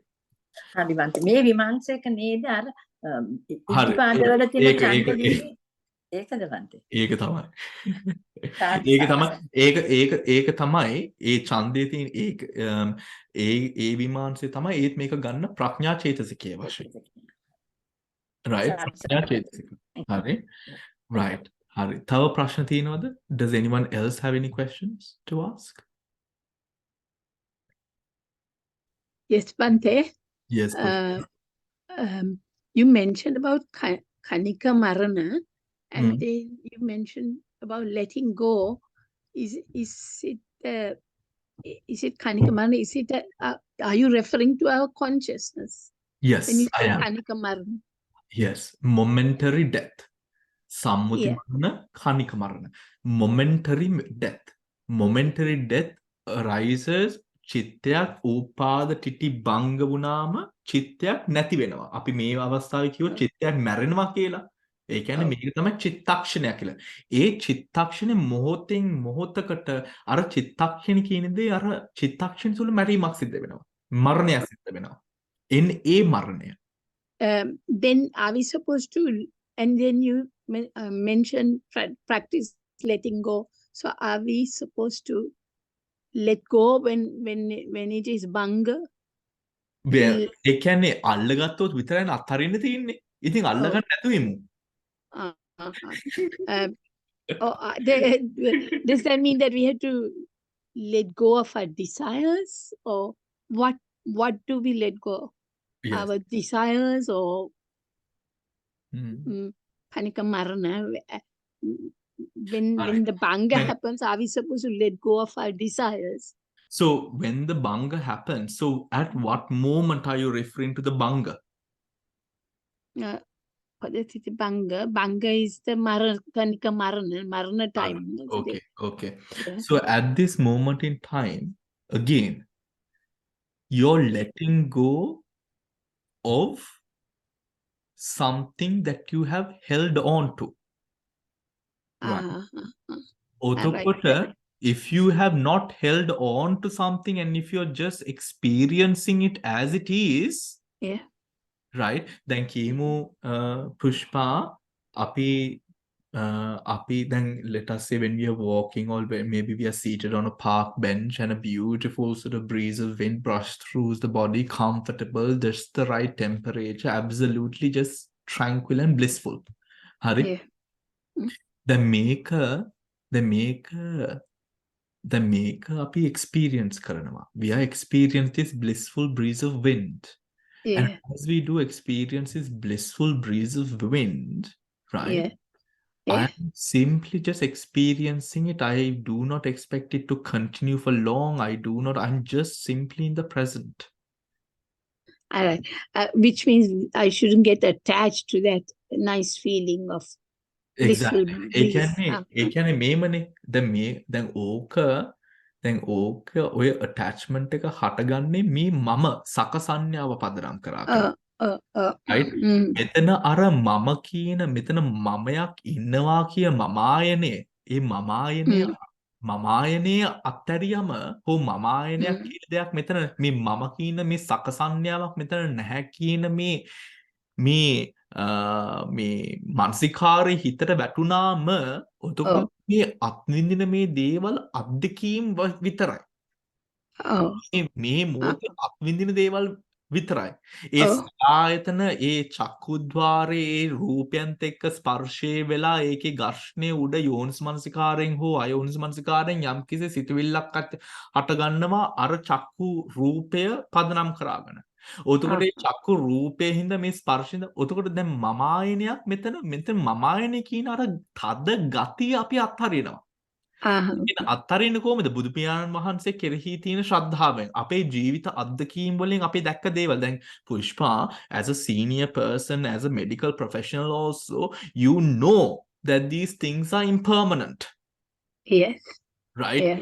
You know, ඒ දැන් මෙන්න මේක ඒත් අපේ අර මනසේ තියෙනව නේද පුෂ්පා කොච්චර පොතෙන් අපි දන්නවා ධර්මයෙන් අපි අහලා තියෙනවා යම්කිසි මට්ටමකට භාවනා කළා යම්කිසි අත්දැකීම් පොඩ්ඩක් උත් අපි ගාව තියෙනවා ඒතර යම්කිසි ගතියක් තියෙනව නේද හැම වෙලෙම දැන් මේක දැනගත්තත් අපි we want to be in that ignorance of tanha. Yes. හරි හැම වෙලෙම අර තණ්හාව යෙදෙනවා. ඒ තණ්හාවට යෙදෙන මූලික අංගයක් තමයි අර මේ මමායනේ කියන දෙය අපි මෙන්න මේක අපි අඳුනාගෙන නැහැ මේ මමායනේ කියන එක. මේ මම කියන දේ මේ හිතේ රිපීට් වෙනවා. ඒක වෙන්නේ අවිද්‍යාව සහ ලෝභය පදනම් කරාගෙන පටිච්චසමුපාදය අනුව. right? ඔතකොට ඒක හටගන්නට පුෂ්පා ඒක හටගන්නට අපි අර ධර්මීෂ්ඨ පුද්ගලයා මෙන්න මේක අපි කෙලින්ම මෙන්න මේක දානවා ධර්මයේ පැත්තට. මේක ධර්මයෙන් කඩනවා අපි. right? ඕක අර භාවනා කරන ඒ කියන්නේ මෙව ඔක්කොම කරන්න පුළුවන් අපිට ලේසිම කරන්න පුළුවන් ආනාපාන සතියේ උපාදිතී භංග. ඒ කියන්නේ හැම මොහොතකම තියෙනවා උපාද හට ගැනීම. There is a arising, there's a processing, there's a passing away that happens in each and every moment. Yeah. That Yeah. you realize ඕක බලාගෙන ඉදිද්දී දැන් ආනාපාන සතිය බල ඉන්නේ. කීම දැන් පොඩි ළමෙක් හරි කවුරු දුවෙක් හරි පුතෙක් හරි එනවා දොරට ගාගෙන. They don't know that you're meditating, right? උතර දොරට ගාගෙන එන සද්දමික ඒකේ තමයි automatically, because you are observing the breath arising, processing, passing away, automatically අර ශබ්දෙත් උපාටිටි භංග වෙනවා. Walking away උපාටිටි භංග වෙනවා. යම්කිසි රසක් ආවට උපාටිටි භංග වෙනවා. යම්කිසි sensation එකක් ආවත් උපාටිටි භංග දකින්නවා. We see the උපාටිටි භංග rising, processing, passing away. උතුර මේ උපාටිටි භංග you realize, what do you realize? මෙන්න මෙතන මේ යම්කිසි දෙයක් අපි අල්ල ගන්නවා ඒ ඔබ්ජෙක්ට් එක ඇත්තටම තියෙන්නේ පොඩි මොමන්ට් එකයි. ඊට පස්සේ ඔබ්ජෙක්ට් එකේ යම්කිසි ෂැඩෝ එකක් තමයි අපි මේක අල්ලගෙන මතකයක් තමයි අපි දැන් මේ මෙතන අල්ලගෙන අපි දැන් මේක දෙක දඟලන්නේ. අපි මේක දෙක දඟලන අවස්ථාවේ අර දැක්කපු රූපය already share වෙලා ඉවරයි. It has already passed. මේක we open our minds up to this reality. All right. Right? So ලේසින් Pushpa අපිට ඕක බලන්න පුළුවන් අර භාවනාවෙන් ආනාපාන සතියේ the breath, there's nothing to let go of, there's nothing to let go of. You see that for yourself. අර අපි කතා කරන දේවල් මෙතන මේ vividly you begin to see that. Yeah. Right. Yeah. හරි නේද? Yeah. I need to try it and see at every time. Absolutely. When there is Kanika Marana, we need to sort of අර අභිධර්මයේ let go. in the Let go Abhidhamma. of, yeah. Yes. Let go. Okay. I think I now understand your question. Here, how do you let go of Kanika Marana? Right? Yeah. There is nothing to let go. Yeah. It is beyond your control. What does the Buddha in that sense say? Shift your perception in thinking that the death of the body is real death, to the fact that death occurs in every moment. Yeah. I understand that. Yeah. So we have to let go of the aramuna. Is that right? Aramuna, the let go. මෙතන perception එකේ shift එකක් විතරයි මෙතන තියෙන්නේ. ඔතකොට අපේ ඒ perception එකේ shift එකත් එක්ක when we whatever object that we take, we do not consider it the be all and end all. ඒකේ ආත්මය කියන දේ අපි දකින්නේ නැහැ එහෙම. ඒ කියන්නේ ආත්ම සංඥාවෙන් අර දකින්න එක ටික අඩු වෙනවා. Right. Yeah. ටික අඩු වෙනවා. ඔතකොට දැන් කීමු යම් කිසි දෙයක් අපේ ජීවිතෙන් අපිට නැති වෙනවා කියලා කියමු. Right? යම් කිසි දෙයක් අපේ ජීවිතෙන් අපිට නැති වෙන අවස්ථාවකදී අපි මේක ගැන ලොකු සැලීමක් අපිට නැහැ. Why? මොකද අපි දන්න දැන් ඊළඟ භවයක් කියලා දෙයක්කුත් තියෙනවා. මෙන්න මේක අපි එකම රංගේ තමයි මෙන්න මේක මේ ජීවිතයේ නැමැති මේ රංගේ අපි මේක ඉවරයක් නෑ මෙතන. ඔතකොට අර it's like, if all of your eggs are in one basket and if that basket falls and all your eggs will break. Now you can't make anything. But this is in realizing that all your eggs are not in one basket. All Do you right. get what I mean? Yeah. All your eggs are not in one basket. Yeah. That life continues in different shapes and different forms. Hence, yes. right? ඔය මේ කේශ්‍රී ධම්මානන්ද ස්වාමීන් වහන්සේ ලස්සන කේශ්‍රී Dhammananda, Venerable Keshri Dhammananda, in one of his Dhamma talks says this, right? He says, if your passport is expired, what will you do? Yeah. right? You Mm. obviously go and get a new one, isn't it? Yes. Or else Yes. you can't do anything, no? Right? Mm. So when, and he says, life, when you are old and you can't walk, your faculties have really given up and all of these things, right? What would you want to do? Yeah, sometimes people wish they wish to be born again as a little baby. Well, Sometimes. I don't know whether they wish for that, but what they would usually wish for, I guess, is the Yeah. fact, oh, I wish I didn't have all these ailments. Yeah. I wish I didn't have all these ailments. But the thing is, those ailments will also come to pass and you will repeat the entire process again. Go through school, go through everything. If, of course, you're born in a proper place of a human, you will go through all that. එතන කියන්නේ දැන් ඔතකොට දැන් කියමු දැන් බුදුහාමුදුරන්ට පුෂ්පා අපි ජාතක කතා දැන් අපි බලනකොට බුදුහාමුදුරන්ගේ ජාතක කතා අනුව දැන් යම් in certain births the Buddha practiced meditation, giving up his whole body. Thieves came and he squashed his own body to meditate, right? All of these things. How was he able to do and cultivate so much of strength? He was not tied to one birth. Mm-hmm. Right? Then Samara Katya, when in this birth, let us say they're so unlucky, right? Yeah. Let us say life has been such where life has been very difficult and challenging. Yeah. Me manusya, now they think this is their only life. So what happens? And their only life that they think, which is their only life, is so challenging and full of suffering, let us say, right? Yeah. This person becomes more and more depressed and has simply gives up because everything is so challenging for this person, the way that this person is being served from the meal of life, right? Yeah. එතකොට දැන් කීම් දැන් අනිත් පැත්තෙන් මේ ඊළඟ භවයක්කුත් තියෙනවා කියලා මේ another person is going through all of these hurdles and challenges, right? But through the Dhamma and through, of course, let us say whatever, Shraddha, this person believes that there will be another rebirth. Now this person, although life is so challenging, this person makes effort to do the right things with whatever it is that they have in their circumstances to create conditions for future wholesome. Now, in the next birth, this person creates far more better standards of living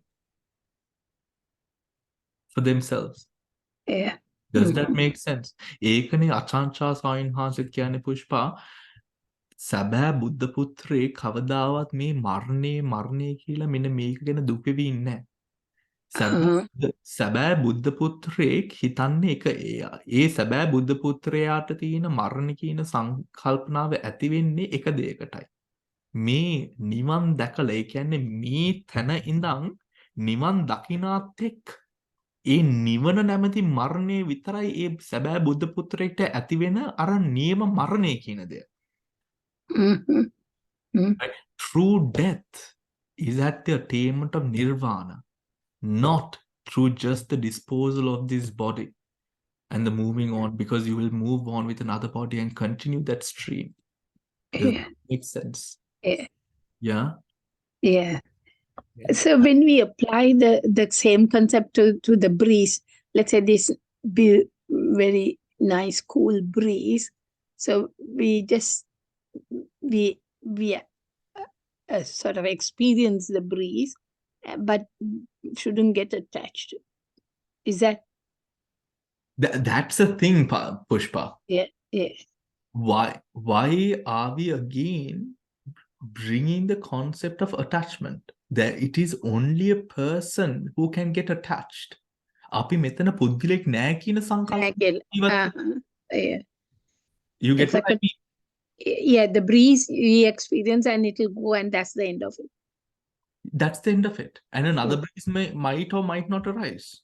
But at this moment, now, whilst we are experiencing the beautiful breeze of wind, we are thinking, oh my gosh, I wish up until I go home, I would be able to experience this breeze of wind. Now you're thinking about the future rather than being in the present. First of all, that. Yeah. And the second thing is, us trying to let go still means that there is a person.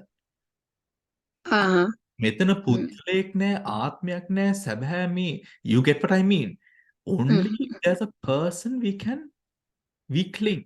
ඔතකොට අර සංකල්පනාව දැන් දැන් මෙතන දැන් සමහරක් මෙතන කියන්න පුළුවන් සායනහස මේ ඉතින් නිවන් දකින්නකන් ඉතින් මෙතන පුද්ගලෙක් ඉන්නවනේ ඒකම තමයි වැරද්ද. ඒකම තමයි මිච්ඡා දිට්ඨි කියලා කියන්නේ. අර සාමාන්‍ය කියන්නේ ඔව් excuse me සාමාන්‍ය කියන්නේ මේක නිකන් ක්‍රියාවලියක් කියලා නේද? ඔව් ක්‍රියාවලියක් පමණයි මේක අත්දැකීමක් පමණයි. මේ මොහොතේ හේතුඵල ධර්මයන් අනුව අපි මේ අත්විඳින දෙයක් පමණයි. ඒ මට්ටමට ඔතකොට අර සම්මා දිට්ඨි සම්මා සංකප්ප කතාවේදී සම්මා දෘෂ්ටිය කියන්නේ මෙන්න මෙතන ආත්මයක් නෑ පුද්ගලයෙක් නෑ මෙතන මේ සංඥාව මේ රූප කලාප නාම රූප හේතුවෙන් මේ ඇති වෙන මේ ප්‍රතිධර්ම ටිකක් විතරයි කියන මේ සම්මා දිට්ඨිය තියෙනවා. ඒත් ඒ මනුස්සයා සම්මා සංකප්පයට ඒක යොදන්නේ නෑ. සම්මා සංකප්පයට යොදන්නේ නෑ කියලා කියන්නේ තාම අපි බෝහාර වශයෙන් අපි දැන් මේ කතා කරන භාෂාවෙන් කතා කරන්නේ හිතන භාෂාවෙන් අපි හිතන්නේ දැන් මෙතන පුද්ගලෙක් ඉන්නවාසේ. මෙතන පුද්ගලෙක් නැහැ මේක අත්දැකීමක් පමණයි. right අපි ආපහු ඔතකොට දැන් ඔතකොට නැත්තම් පුෂ්ප මට දැන් පුෂ්ප කියන දේ මට හොඳටම තේරෙනවා. ඒ වුණාට ඔතන අපි හරි ගැස්සුවේ නැත්තම් දැන් අපි ධර්මදේශනාව අහලා මේ අනාත්මය ගැන අපි කතා කරලා අනාත්ම සංඥාව ගැන අපි කතා බහ කරලා මෙතන ආත්මයක් නැහැ මෙතන පුද්ගලයක් නැහැ මෙතන සංඥාවක් පමණයි තියෙන්නේ මේ හේතුඵල රූප ධර්ම ආදී විතරමයි තියෙන්නේ කියලා හොඳට අපි ඇඟ හොදගෙන ආපහු ගිහිල්ලා අර උතුර අතරින්න කතාව මේව කරාම අර නිකන් ආපහු ගිහිල්ලා අර මඩේ නානවා වගේ. you get what I mean?